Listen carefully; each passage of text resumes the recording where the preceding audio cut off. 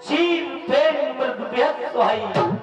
इनके वस्त्र कैसे क्षीर फेन दूध के फेन की तरह कोमल, ऐसे वस्त्रों को धारण करने वाले प्रभु श्री राम जहाँ पर शयन कर रहे हैं, तय सिया राम शयन निष्करहि निज छवि रति मनोज मद हरहि।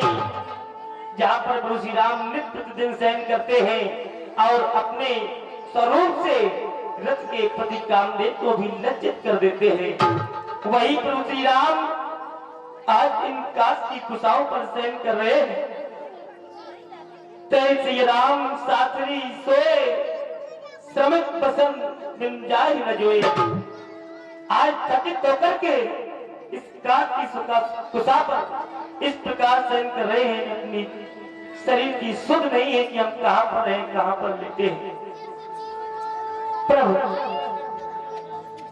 विचार करता हूं, माता जानकी की ओर जब दृष्टिपात करता हूं, इन्हें भी सभी प्रकार से सुविधा, सभी प्रकार से अनेकों दास दासियां जिनके आगे पीछे घूमती रहती है, मात पिता पुरजन पुरवासी सखा सुशील दास और दासी, इन्हें जोगबई जिन्हें प्राण की नहीं अपने प्राणों की समान प्रेम करते हैं, मई सोबत श्री राम गुसाई। वही प्रभु श्री राम माँ जानकी आज पृथ्वी पर शयन कर रहे हैं। हृदय में बड़ा दुख होगा प्रभु, क्यों? जिनके पिता माता जानकी के पिता जनक जब विदित प्रभाव, जिनका प्रभाव सारे संसार में विदित है, और ससुर कौन? सखा सुरेश ससुर रघुराऊ, महाराज श्री दशरथ जिसके मित्र स्वयं देवराज इंद्र हो, वो आज इन वन प्रखंड के अनेक कष्टों को सहन कर रही है। प्रभु देख करके माता जानकी की ओर दृष्टि गई तो देखता हूं जिनके पति स्वयं प्रभु श्री राम हो, अखिल कोट ब्रह्मांड के नायक चराचर विश्व के स्वामी, जिनके पति हो रामचंद्र पति सो वैदेही सोबत मही विधिवाम न देही। वही प्रभु श्री राम आज इस काश की कुशा पर शयन कर रहे हैं। हृदय में बड़ा दुख हुआ, विचार करता हूँ क्या ये प्रभु श्री राम जो महलों में शयन करने वाले, जिन्हें सभी प्रकार से किसी भी प्रकार का कोई कष्ट नहीं है, ये बन के योग्य है?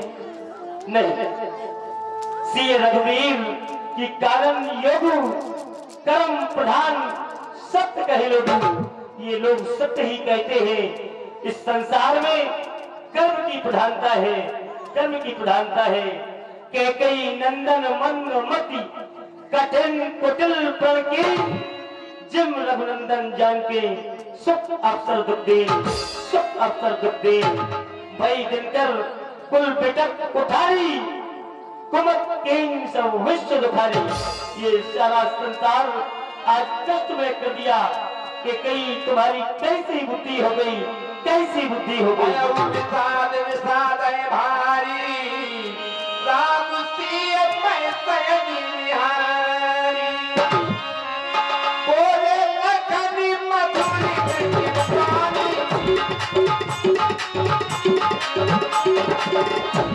और क्या रविराज भगत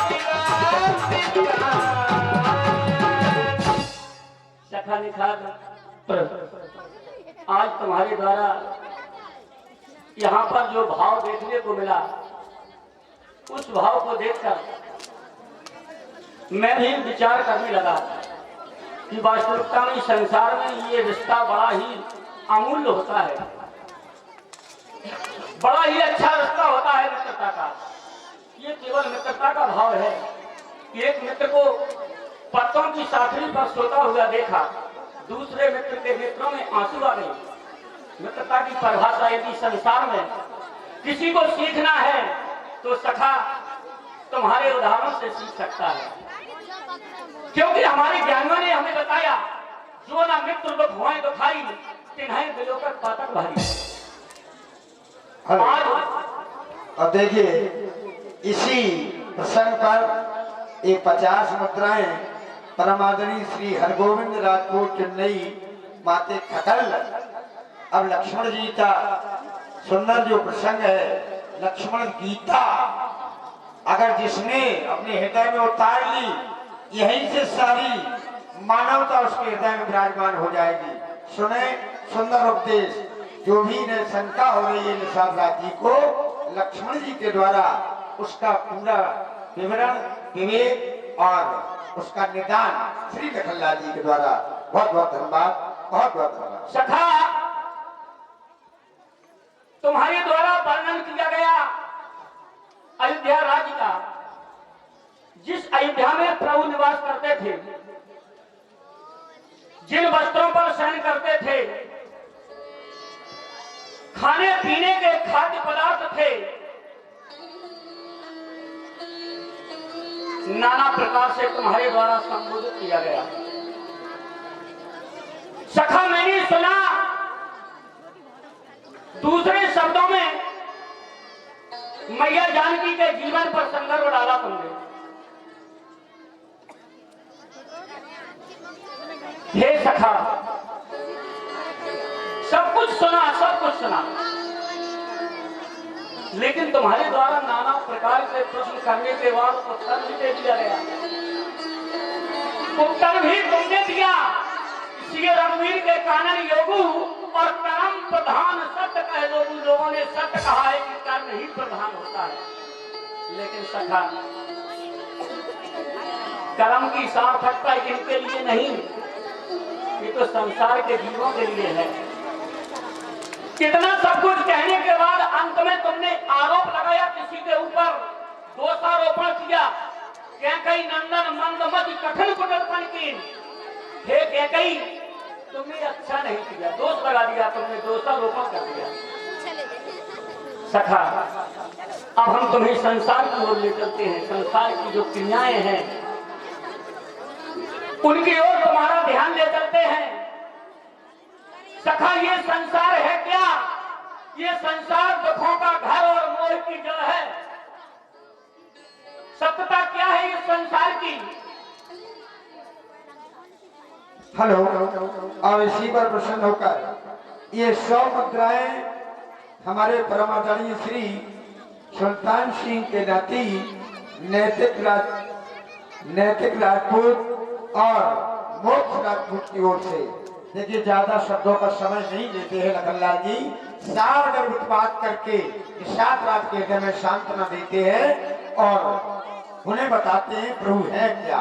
बस सखा, संसार में कोई किसी को सुख दुख नहीं देता है। ये तो संसार के प्राणियों का भ्रम रहता है कि हमें अमुक प्राणी के द्वारा कष्ट मिला है या हमें अमुक प्राणी के द्वारा सुख मिला है। ये तो एक भ्रम है। कोई किसी को सुख दुख नहीं देता है। सब अपने किए हुए कर्मों का फल भोगते हैं। काहू न कोहू सुख दुख कर दाता, निज कृत कर्म भोग सब भ्राता। जो जैसा करता है उसे वैसा मिलता है। ये है संसार की क्रिया। सखा, सुख और दुख मनुष्य के जीवन में आते जाते रहते हैं।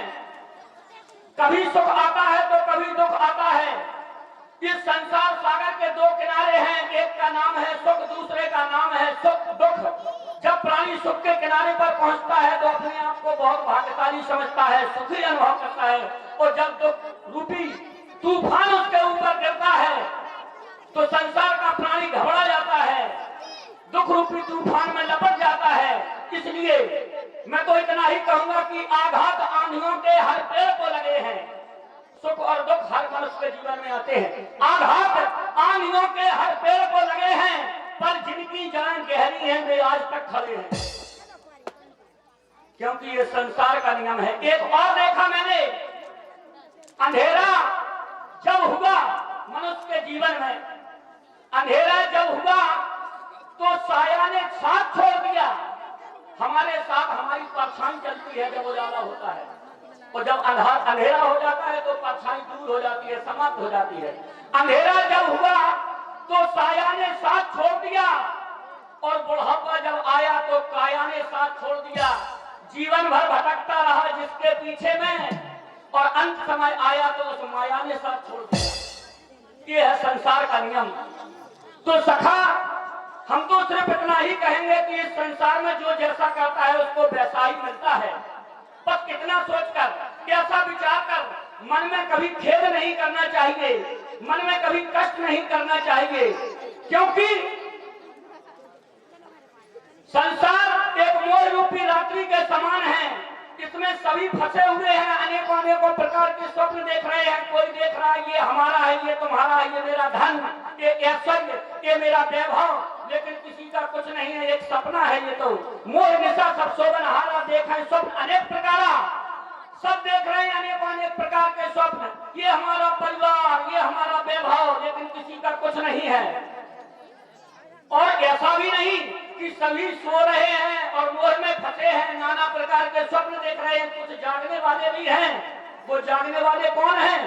क्या जिन जामन जागै जोगी परमारथी प्रपंच वियोगी, जो परमार्थी होते हैं, जो दूसरों का हित चाहते हैं, दूसरों का हित करते हैं, ऐसे व्यक्ति को कभी नींद नहीं आती है। वो जाग रहे हैं, बहुत दूर है मोह माया से। और दूसरे प्रकार के हैं प्रपंची। प्रपंची को कभी नींद नहीं आती है। प्रपंची तो बस यही सोचता है कि प्रातः काल कब हो और किसका झगड़ा किससे करवाएं, किसकी चुगली किससे करें। इन्हें नींद नहीं आती है, रात में करवटें बदलते हैं, प्रातः काल कब हो। परमारथी प्रपंच वियोगी। और तीसरे प्रकार के वे हैं जो वियोग में बिछुड़ जाते हैं, एक दूसरे से अत्यधिक प्रेम करते हैं, स्नेह करते हैं और बिछोड़ हो जाता है, उन्हें कभी नींद नहीं आती है। और चौथे प्रकार के हमारे महान योगी जन जो हरि स्मरण करते हैं, परमात्मा का नाम लेते हैं, ऐसे योगी को नींद नहीं आती है। तो सखा परम परमारथ येहू मन क्रम वचन राम फल लेहू। इस संसार की ओर मत देखो, संसार तो केवल देखने सुनने का है। यदि इस पर विचार किया जाए तो सत्यता सिर्फ यहाँ है।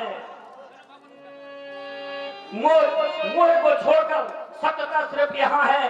तो सखा परम परमारथ येहू मन क्रम वचन राम पद लेहू। क्योंकि राम ब्रह्म परमारथ रूपा अवगत अलग अनाद अरूपा सकल विकार रहत गत भेदा कहनित नेत निरूपा वेदा। जिनका वेद भी रोजाना निरंतर गुणानुवाद करते हैं, ऐसे प्रभु आज तुम्हारे समक्ष है। इसलिए जब यह संसार स्वप्नवत है तो उन्नति अवनति धोखा है। सपने का राजा रंग होना, सपने में एक राजा देखता है कि मैं भिखारी हो गया हूँ और भिखारी देखता है कि मैं राजा हो गया हूँ, लेकिन जागे लाभ ना हानि कछ। जागने पर ना कुछ लाभ हुआ ना कुछ हानि हुई, राजा राजा रहा, भिखारी भिखारी रहा। ऐसा है ये संसार। इसलिए देखो प्रातः काल होने वाला है, तुम जाने वाले हैं। आओ कहा तेरा मिगुनी भाभी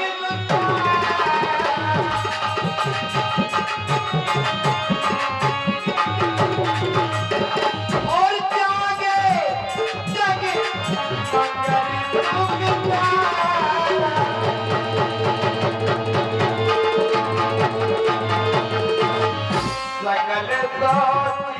करो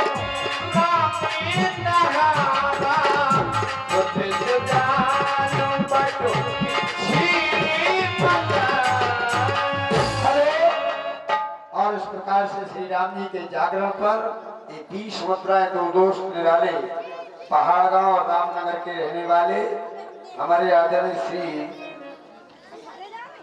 रोमेश पाल प्रदान करते हैं मंडल की ओर से। धन्यवाद। प्यारे सखा निसार प्रभु, आपसे मिलकर बड़ा अच्छा लगा, लेकिन अब हम आपसे विदा चाहते हैं। हर्ष पूर्वक हमें विदा करें।